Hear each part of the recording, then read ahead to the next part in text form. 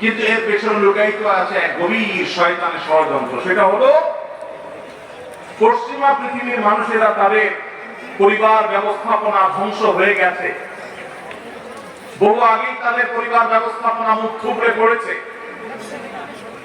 আজ এই ভারতবর্ষে শুধু মুসলমান কেন, আমাদের এই অঞ্চলের হিন্দু, খ্রিস্টান, বৌদ্ধ সব ধর্মের মানুষের মধ্যে পারিবারিক বন্ডিং এবং পরিবার ব্যবস্থাপনা, স্বামী স্ত্রীর মধ্যকার সৌহার্দ্য যতটুকু আছে, পশ্চিমরা সেগুলো কল্পনা করতে পারে না। ওরা আমাদের চাইতে জ্ঞানে বিজ্ঞানে এগিয়ে থাকতে পারে, ওরা আমাদের চাইতে তথ্য প্রযুক্তিতে অগ্রসর থাকতে পারে, তারা অবকাঠামোতে আমাদের চাইতে 200 বছর এগিয়ে থাকতে পারে, কিন্তু পরিবার ব্যবস্থাপনা আমরা ওদের চাইতে 500 বছর এগিয়ে আছি। আমাদের এখানকার স্বামী স্ত্রীর মধ্যকার ভালোবাসা, এটা তাদের দেশে সোনার হরিণ। আমাদের এখানকার সন্তানের সাথে বাবা মার বন্ডিং, তাদের সেটা দুষ্প্রাপ্য।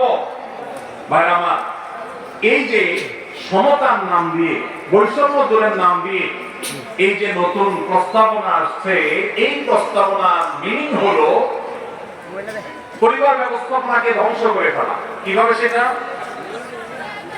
ছেলে এবং মেয়ে উভয় যখন সমান সমান হারে 1 টাকা করে পাবে, তখন পশ্চিমাদের মতো ছেলে বলবে মেয়েকে, বাসা ভাড়া তুমি অর্ধেক শেয়ার করো, সংসার খরচ তুমি অর্ধেক শেয়ার করো, যেভাবে পশ্চিমা পৃথিবীতে আছে। এইটা যদি শুরু হয়, তখন পরিবার ব্যবস্থাপনা ওদেরটা যেরকম ধ্বংস হয়েছে, আমাদেরটাও ধ্বংস হওয়া অনিবার্য হবে। দুইজনকে ঘরে বাহির হতে হবে। এটা হলো স্বামী স্ত্রীর মধ্যকার রেশারেশি শুরু হওয়ার একটা সূচনা, একটা সূত্রপাত, যে তোমার কাছে 2 টাকা আছে, আমার কাছে 2 টাকা আছে, তাহলে সংসার খরচ আমি দিলে তুমি কেন দিবা না, তোমাকেও দিতে হবে। এখন আল্লাহ রাব্বুল আলামিন যে সুন্নাতুল্লাহি ফিল আরদ, পৃথিবীতে আল্লাহর যে নিয়ম রেখেছেন, পুরুষরা বাহিরের দিকটা সামলায়, মেয়েরা ভেতরের দিকটা সামলায়। পুরুষরা বাহিরের জগৎটাকে দেখে, মেয়েরা ভেতরের জগৎটাকে দেখে। এই যে বন্টন, এই বন্টনের মধ্য দিয়ে যে পরিবার ব্যবস্থাপনা মানব সভ্যতা শুরু থেকে আজ পর্যন্ত আসছে, এটা ভিন্ন পথ এক্সপেরিমেন্ট করে চালিয়ে, পরীক্ষা চালিয়ে পশ্চিমারা ফেলিয়ার হয়ে গেছে, ব্যর্থ হয়ে গেছে। এখন আমাদের সমাজকে ব্যর্থ করার অপচেষ্টা এদেশে তাদের কিছু দোসররা করছে এবং তারা এখানে লিপ্ত আছে। বিধায় আমাদেরকে চোখ কান খোলা রাখতে হবে।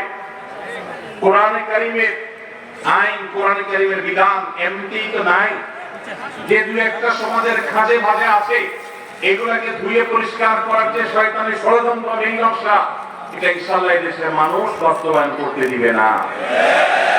এদেশের মানুষ দিনকে যতটা ভালোবাসে, ফু মেরে, চুরি মেরে, সংস্কারের নামে আল্লাহর দেওয়া সে বিধান, এটাকে উড়িয়ে দেওয়া হবে আর সাধারণ মানুষ চুপচাপ বসে থাকবে। এটা বোকার স্বর্গে বসবাস করা ছাড়া কিছুই নয়। এমনিতেই কোরআনের কোন আইন, কোন বিধান, আল্লাহর আদেশ বা নিষেধ, মুসলিম অধ্যুষিত দেশ হিসাবে, ধর্মপ্রাণ মানুষদের দেশ হিসাবে, সেটা আমাদের আইনের সংবিধানে এমনিতেই স্থান পাচ্ছে না। যেগুলো আছে 2-1টা, সেগুলো মুছে পরিষ্কার করার এই ষড়যন্ত্র এদেশের প্রত্যেকটা মুসলমান রূপ ইনশাআল্লাহ।